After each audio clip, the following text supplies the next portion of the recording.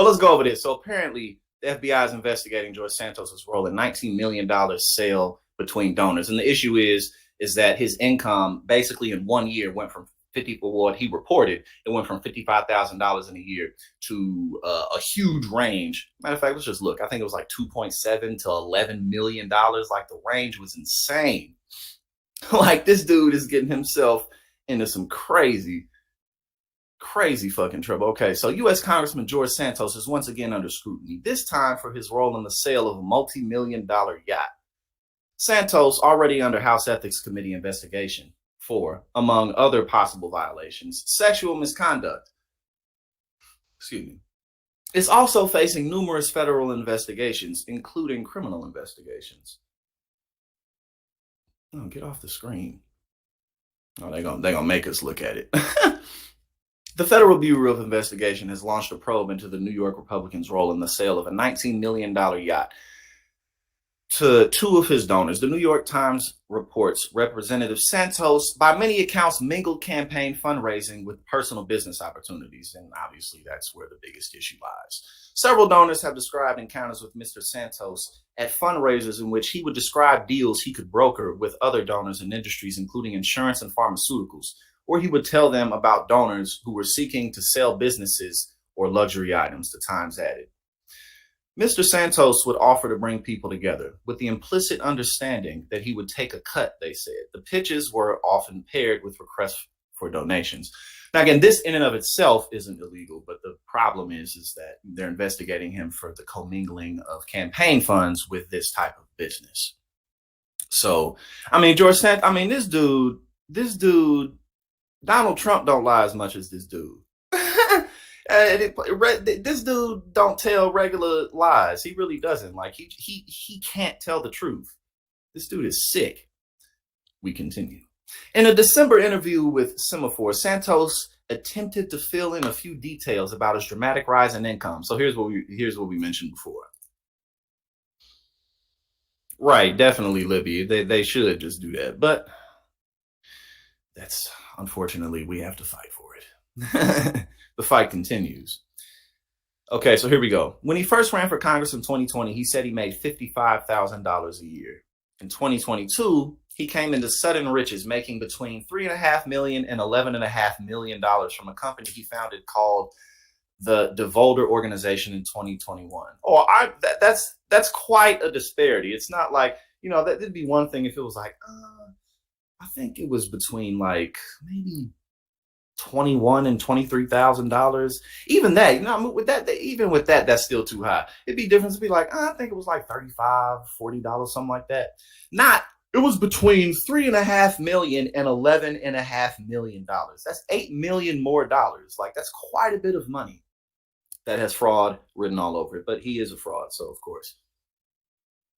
The ambiguity, that is the devil. The detail, the devil, however you say it, the devil in the details, whatever. But that's it. You know what I'm saying? You start getting investigated and they see shit like this, it's incredibly easy to take you down. But then again, this is America, so. And so from that, he loaned his campaign more than $700,000. And so basically, again, this just goes over how he would kind of go around and say that he could sell people access to different types of assets. I'm not going to go list it and broker, as Santos told Semaphore. What I will do is I will go look out there within my Rolodex and be like, hey, are you looking for a plane? Are you looking for a boat?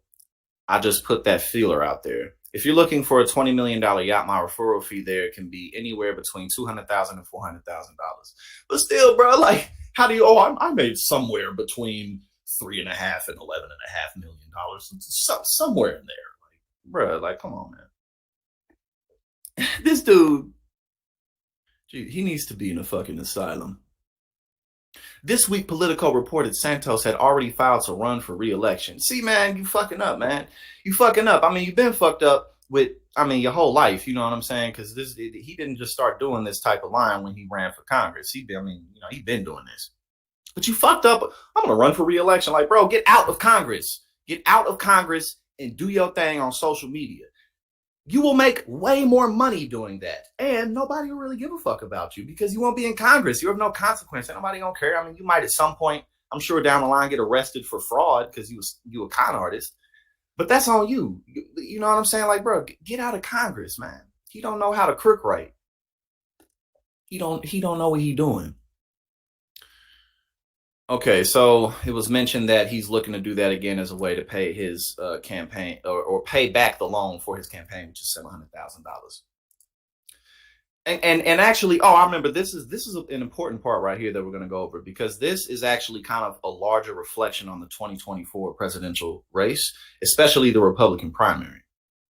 So here we go. And while the vast majority of his constituents want him expelled from Congress for lying about his background, Speaker Kevin McCarthy has vowed to effectively protect Santos, saying he will take no action unless and until there are criminal charges.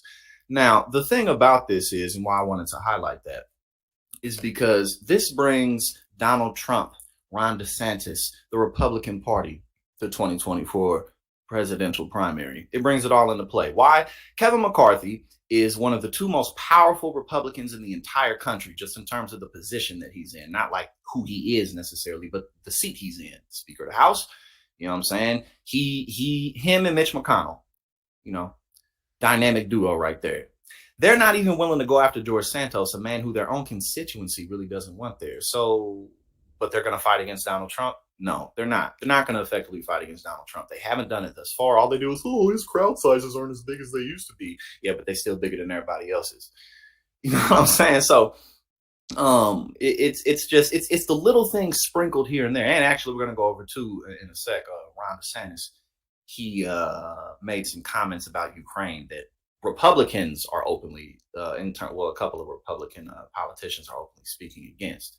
And he hasn't even announced his campaign yet. You know what I'm saying? So it's the little things sprinkled here and there that, the tables could turn. The universe could pull a 180 on us. But it's more likely that Donald Trump is just going to sweep these motherfuckers. Ron DeSantis does not want to run against Donald Trump. He has years ahead of him. People want him to run, but come on, man. If I was him, I wouldn't want to run. For what? Keep being governor. Keep making Republicans happy and then run later. And people have even said that to him. But that's kind of the atmosphere. That's kind of what's in the air. You know what I mean? But again, it's little things like that we have to pay attention to because Donald Trump is talking that shit. Now, this all circles back around to what we were on initially. This. George Santos. And how we did like 3 stories in one. That was nice. Okay, so basically, again, they're looking in to see if the funds that George Santos were mixing, or rather, if he was mixing business funds with campaign funds. That's why it's being investigated. As we went over, in 2020, he reported that he made $55,000 a year, and then for 2022, he reported a huge gap. I made somewhere between $3.5 million and $11.5 million. Like, somewhere between that, you know what I'm saying? Like, so that's why he's being investigated. Okay.